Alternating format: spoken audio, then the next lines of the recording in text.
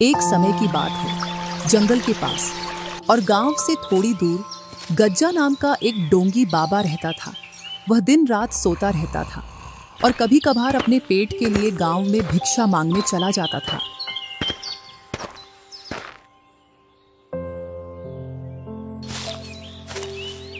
अरे, आज फिर से सूखी रोटी और दाल मिली है, जबकि गांव के कई घरों से पकवान की खुशबू आ रही थी। गांव वाले कभी साधु संत का सत्कार करना नहीं जानते। ऐसे ही गुनगुनाते हुए गज्जा अपनी कोठरी के पास पहुंच जाता है।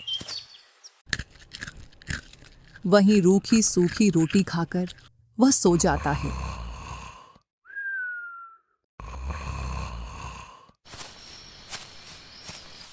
एक शाम गज्जा ऐसे ही घूमते घूमते गांव के पास पहुंच जाता है। जब वह मुखिया के घर के पास पहुंचता है तो उसको पकवान की मस्त खुशबू आती है। आज तो मुखिया के घर में कुछ खास बन रहा है, जो इतनी मस्त खुशबू आ रही है। अगर इससे भोजन मांगूंगा तो यह मुझे वही सूखी रोटी पकड़ा देगी। क्यों ना थोड़ा इंतजार करूं। जैसे ही मुखिया की पत्नी रसोई घर से इधर उधर हुई तो कुछ पकवान लेकर अपने मुकाम पर पहुंच जाऊंगा। थोड़ी देर बाद मुखिया की पत्नी रसोई घर से बाहर चली जाती है। इस मौके का फायदा उठाकर गज्जा पकवान उठाकर ले आता है और अपनी कुटिया की ओर चल देता है। अपनी कुटिया में पहुंचकर मस्त खाना खाता है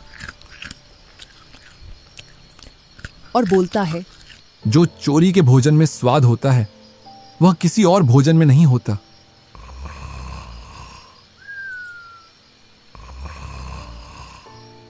ऐसे ही वह हर शाम गांव में जाता और अपनी भोजन की व्यवस्था करके आ जाता।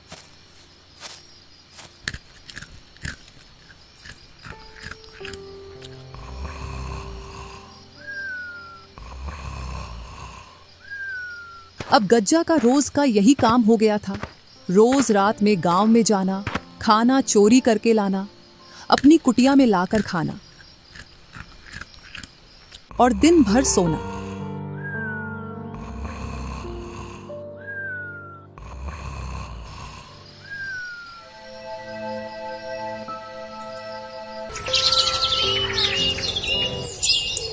एक दिन गज्जा के दो चेले कल्लू और भूरा गज्जा के पास आते हैं। अरे यार भूरा, गुरुजी को देख, दिन भर और रात भर मस्त सोते रहते हैं। अभी तो ये फेरी पर भी नहीं जाते।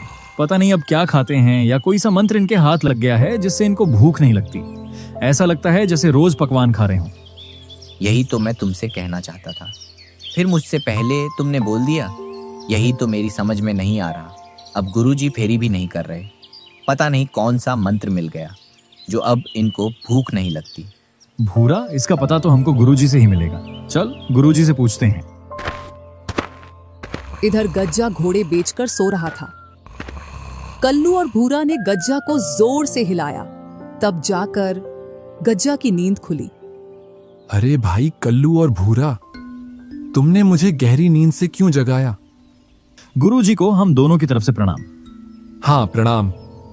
बताओ, तुमने मुझे क्यों जगाया है? गुरुजी, एक बात बताओ, आप दिन भर सोते रहते हो और रात के समय में कोई भी गांव वाले घर से बाहर नहीं निकलते जिससे कि तुम भिक्षा मांग लाओ। गुरुजी, हम दोनों इसी बात को लेकर चिंतित हैं कि आप बिना खाए पिए इतना दिनों तक कैसे जीवित हैं। तो आप खाते क्या हो? हमारी समझ में ये बात नहीं आ रही है। तुम दोनों को तो पता है मैं कितना ध्यान में लीन रहता हूं। बस उसी का फल है कि मैं अब अपनी सिद्धि के द्वारा अपने शरीर पर कंट्रोल रख सकता हूं। यही कारण है कि अब मुझको दिव्य शक्तियां प्राप्त हो गई हैं और अब मुझको भूख भी नहीं लगती है। तुमको लगता है कि मैं सारे दिन सोता रहता हूं, जबकि मैं सोता नहीं हूं। जमीन पर लेटकर अपनी आंखें बंद करके ध्यान में लीन रहता हूं। माफ करना गुरुजी, हम तो आपके पास कुछ और ही सोच कर आए थे, पर आप तो और कुछ ही निकले। आप अपने ध्यान में लगे रहो।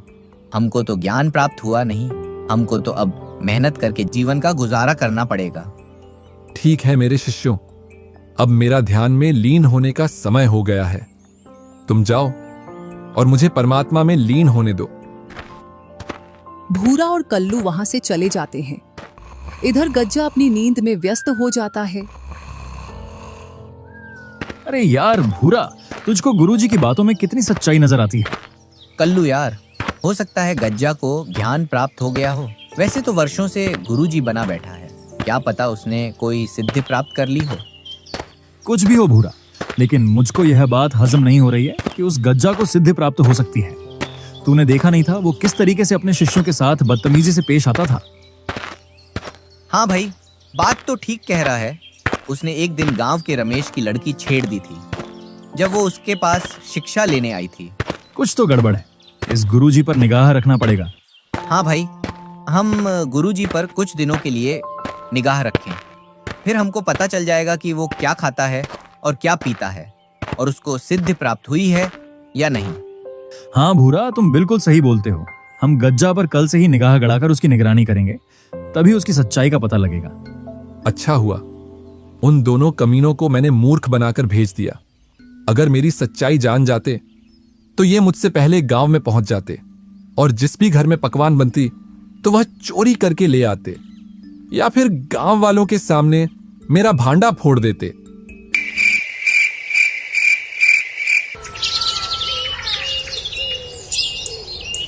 और सूरज की पहली किरण के साथ भूरा और कल्लू गज्जा गुरुजी पर निगरानी करने लगे।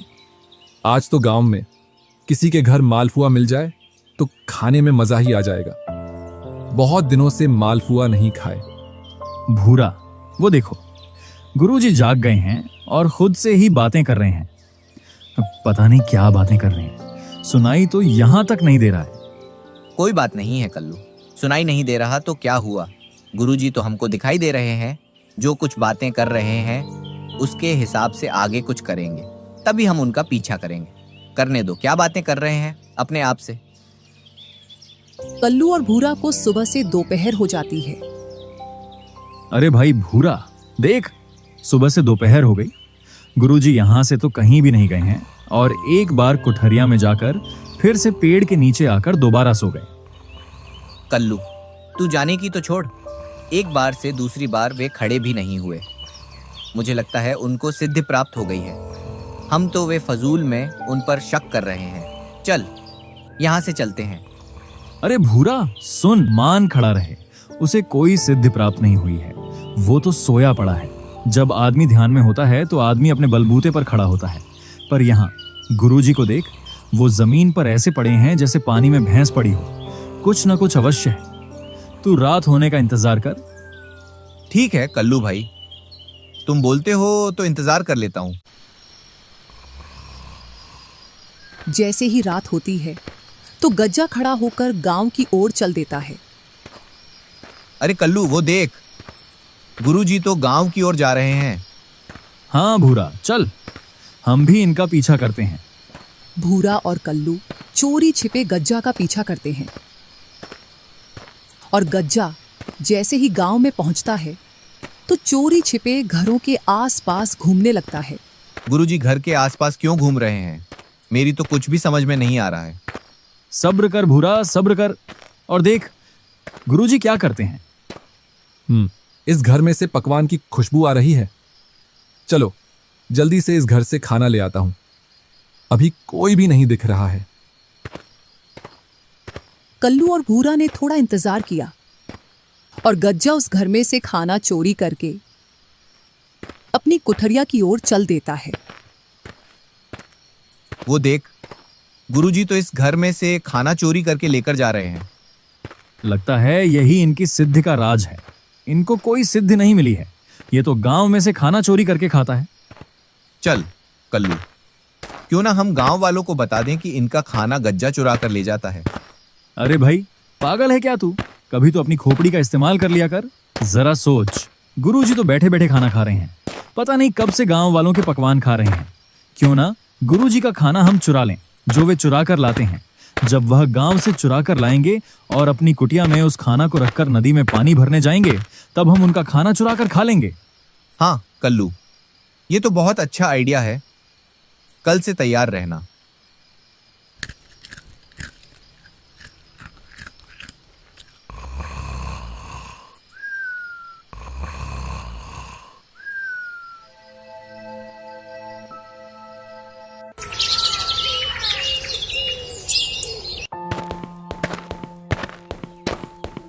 चल गज्जा, तेरी ड्यूटी का समय हो गया। कल का भोजन तो बहुत ही स्वादिष्ट था। मालपुआ खाने का मन कर रहा था तो मालपुआ मिल गए थे। आज भी कुछ स्वादिष्ट खाना मिलेगा। चल गज्जा, चल।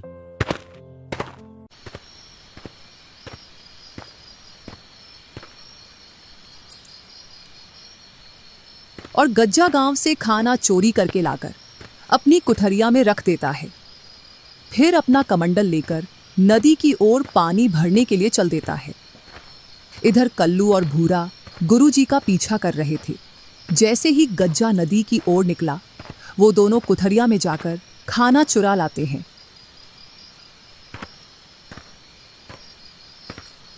और दोनों जंगल में जाकर उस खाना को खाते हैं। अरे, मेरी पकवान कहाँ गई? आज तो मैंने बड़ी ही स्वादिष्ट पकवान बनाई थी। हाँ जी, सुनते हो? हाँ, भाग्यवान, क्या हुआ? मैंने बड़ा ही स्वादिष्ट खाना बनाया था। आपने पूरा खा लिया, मुझे और बच्चों के लिए भी नहीं छोड़ा। अरे, मैंने अभी तक खाना नहीं देखा। खाने की तो दूर की बात है। कुछ दिनों पहले भी अपने घर में ये घटना हुई थी। ऐसा लगता है जरूर हमारे गांव में कोई खाना चुराता है। गुरुजी को इतना अच्छा समझते थे, वो तो चोर निकले। अब तो हम भी चोर बन गए। चोर नहीं, महाचोर बोल भाई, क्योंकि अब हम चोर के घर से चोरी करके लाते हैं। ऐसा 3 दिनों तक चलता है। गज्जा गांव से खाना लाता और कल्लू भूरा उसकी कुठरिया में से चुराकर खा लेते हैं। 3 दिन से भूखा मर रहा हूं। खाना लेकर आता हूं और कोई चुराकर मेरा खाना खा जाता है। आज ना, पहले मैं पानी लेकर आता हूं, इसके बाद खाना चुराने जाऊंगा। गज्जा आज पहले नदी से पानी लाता है।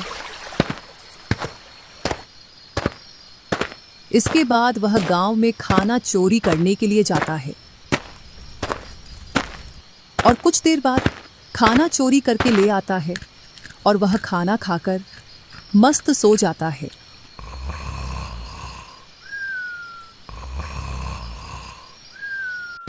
इधर गांव में इस बात का पता लग जाता है कि गांव में कोई खाना चुराता है। विशेषकर उस घर में खाना की चोरी होती है जिस घर में कुछ पकवान बना हो। उधर कल्लू और भूरा की 2 दिनों से दाल गल नहीं पा रही थी, तो दोनों सलाह बनाते हैं। यार भाई, कुछ तो करना पड़ेगा, नहीं तो मुफ्त का खाना नहीं मिल पाएगा। मेरे पास एक आइडिया है। क्यों ना हम गुरुजी को गांव वालों की आवाज से डराएं, जिससे गुरुजी अपना खाना छोड़कर अपनी कुटिया में चला जाएगा।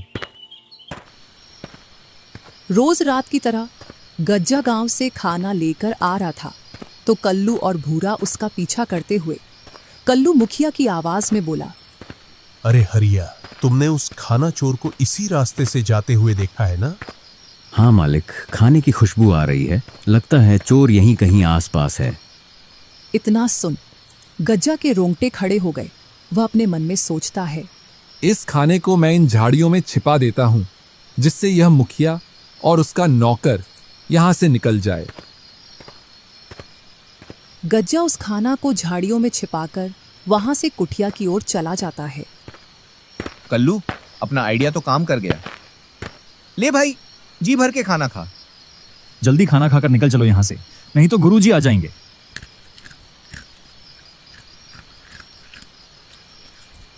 चलो, अपना खाना उठा ले आता हूं। जब गज्जा वापस झाड़ियों में आकर देखता है तो उसको झाड़ियों में कुछ नहीं मिलता। जरूर मेरे साथ कोई खेल खेल रहा है। कहीं कल्लू और भूरा तो नहीं, क्योंकि वे दोनों ही सबसे बड़े शैतान हैं। चलो, जो भी है उसको सबक सिखाते हैं।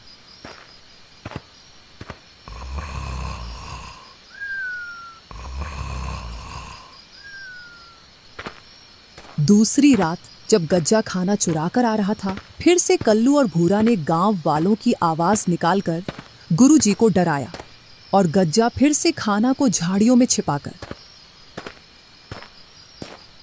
चलो, उस पेड़ के पीछे छिपकर देखता हूं कौन मेरे खाना को चुराता है। थोड़ी देर बाद गज्जा देखता है तो उसका मुंह खुला का खुला रह जाता है और वह बोलता है, कल्लू और भूरा, मैं बताता हूं गुरु क्या होता है।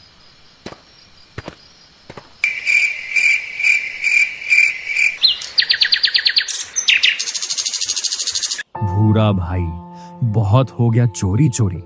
चलकर कहीं काम धंधा देख लेते हैं। वो गज्जा गुरुजी अपन से 2 कदम आगे, कहीं फंसा न दे। अरे तू इतना ना डर, जब तक मैं तेरे साथ हूं तू मुफ्त का भोजन खा और मजे कर। रात हो जाती है। दोनों गुरुजी का इंतजार करते हैं। आज तो बहुत देर कर दी, अभी तक गांव की ओर नहीं गया। लगता है आज तो भूखा ही रहना ही पड़ेगा। वो नहीं जा रहे तो क्या हुआ, क्यों ना अपन जी चलें गांव में खाना चोरी करने के लिए। दोनों गांव की ओर चल देते हैं खाना चोरी करने के लिए। जैसे ही वह खाना चुरा कर लाते हैं तो गज्जा एक पेड़ पर चढ़कर बैठ जाता है। जैसे ही वह दोनों उस पेड़ के पास आते हैं तो गज्जा बोलता है, कौन हो तुम और मेरे रास्ते पर क्या कर रहे हो? हम तो अपने अपने घर जा रहे हैं, और तुम कौन होते हमसे पूछने वाले? यह जंगल मेरा है और मैं इस जंगल का भूत राजा हूं। इतना सुन दोनों के रोंगटे खड़े हो जाते हैं, क्योंकि गांव वालों के मुंह से उन्होंने ऐसी कहानियां सुन रखी थी जो जंगल में भूतों के बारे में थी।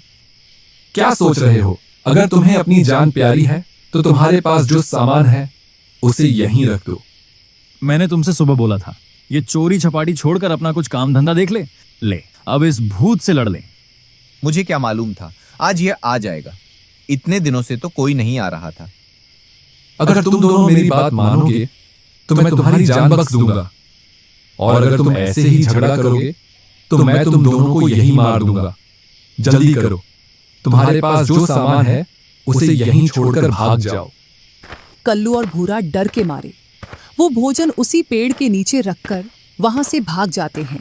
उन दोनों के वहां से भाग जाने के बाद गज्जा नीचे उतरकर खूब भोजन करता है और अपनी कुटिया में जाकर सो जाता है।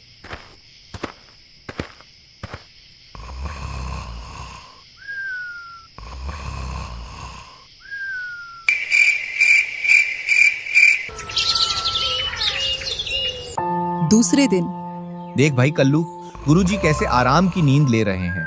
अगर ये भूखे होते तो उठ उठ बैठते। मुझे तो लगता है इन्होंने ही कल हमें बेवकूफ बनाया है। इधर पूरे गांव में यह बात फैल गई थी कि घरों से खाना चोरी हो रहा है।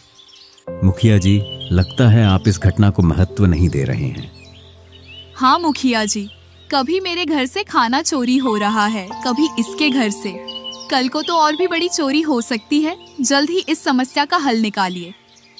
हल तो एक ही है, हम सबको मिलकर रात में अपने आसपास निगरानी रखना पड़ेगा, और साथ ही आज कोई भी व्यक्ति अपने घर में पकवान नहीं बनाएगा। पकवान सिर्फ आज रमेश के घर में बनेगा, तभी हम उन लोगों को पकड़ पाएंगे। जी मुखिया जी। चलो, इसका भी पता लग जाएगा आज। हाँ भाई, जरूर, क्यों नहीं। जैसे ही रात होती है तो वे दोनों अपने काम में लग जाते हैं। इधर कुछ गांव वाले उनको देख लेते हैं। अभी इनका कुछ भी नहीं करना, इनको तो उनके अड्डे पर जाकर पकड़ेंगे। चलो, अपने मुकाम पर पहुंच जाता हूं। जरूर दोनों चेले भोजन की चोरी करने गए होंगे। जैसे ही वह दोनों भोजन चोरी करके गांव से बाहर आते हैं तो उनके पीछे गांव वाले और मुखिया लग जाते हैं। जैसे ही वह दोनों पेड़ के नीचे आते हैं तो फिर से उन्हें आवाज आती है। वह दोनों डर के मारे खाना उसी पेड़ के नीचे रख देते हैं और आगे बढ़ जाते हैं। उधर गांव वाले भी पास में छिप जाते हैं। रुक कल्लू, रुक। यहीं रुक कर देखते हैं कि कौन इस पेड़ से नीचे उतरकर अपना खाना खाता है। हाँ भाई। वह दोनों थोड़ी देर तक वहीं रुककर देखते हैं तो पेड़ से नीचे उतरते हुए गुरुजी दिखाई देते हैं। अपना शक सही निकला। हो ना हो गुरुजी ही होंगे। दोनों गज्जा के पास आकर बोले, वाह गुरुजी, आप तो ये बहुत अच्छा काम कर रहे हो। हम तो इतनी मेहनत से भोजन लेकर आए थे और आप हमको डराकर हमारा भोजन छीन कर खा रहे हो। तुमने भी तो यही किया था मेरे साथ, मेरे भोजन को चुरा कर खाया था। हाँ, तो वो कौन सा तुम्हारी मेहनत का था? तुम भी तो गांव से चुरा कर लाते थे। बस करो तुम दोनों, वरना मैं सभी गांव वालों को बता दूंगा कि तुम गांव से भोजन चुरा कर लाते हो। हाँ बता दो, हम भी बता देंगे कि जो पहले गुरु ने किया वही उनके चेलों ने किया। इतने में ही मुखिया और गांव वाले वहां आ जाते हैं और मुखिया बोलता है, हम ही आपके पास आ गए और हमें बताने की जरूरत नहीं है कि पहले कैसे गुरु हमारे भोजन को चुराता था और फिर बाद में कैसे उसके चेले भी हमारा भोजन चुराने लगे और गुरु और चेले एक दूसरे का भोजन चुराने लगे। अरे इतनी हेरा फेरी से कौन चोरी करता है? इसके लिए तो हमारे पास एक ही शब्द है, गुरु, चोर, चेला, महाचोर। चलो, तुम तीनों को सजा मिलेगी। पकड़ लो इनको और ले चलो गांव में, इन तीनों को।